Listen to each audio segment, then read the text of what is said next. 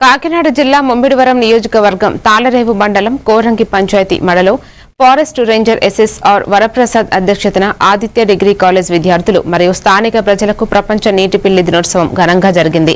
ఈ కార్యక్రమంలో నీటిపిల్లి సంరక్షణ, వన్యప్రాణి చట్టాలు, ఆక్రమ వేటపై అవగాహన కల్పించారు. ఈ జాతి విస్తీర్ణం గత దశాబ్దంలో తగ్గి ఉందని, ఉల్లంఘిస్తే 7 సంవత్సరాల జైలు శిక్ష వేట్లు ఉన్నట్లు అధికారులు తెలియజేశారు.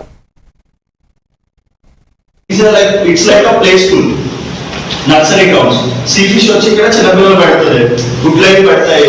ఎందుకంటే షేడ్ ఉంటుంది, తర్వాత రూట్స్ ఉంటాయి, రూట్స్ లోకి ఫిషెస్ పెద్ద ఫిషెస్ వెళ్ళవు.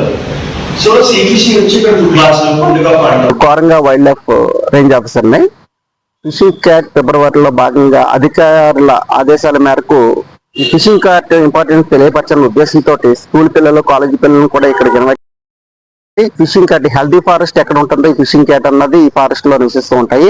దీన్ని కాపాడుకోవాల్సిన బాధ్యత అందరిపైన ఉంది. ఏంటంటే ఇక్కడ ఏరియాలో ఫిషింగ్ చేసే ఏరియా అంతా కూడా విలేజ్ వాళ్ళందరూ కూడా తెలియపరచాలనే ఉద్దేశంతో ఈ కార్యక్రమం చేపడుతున్నాం.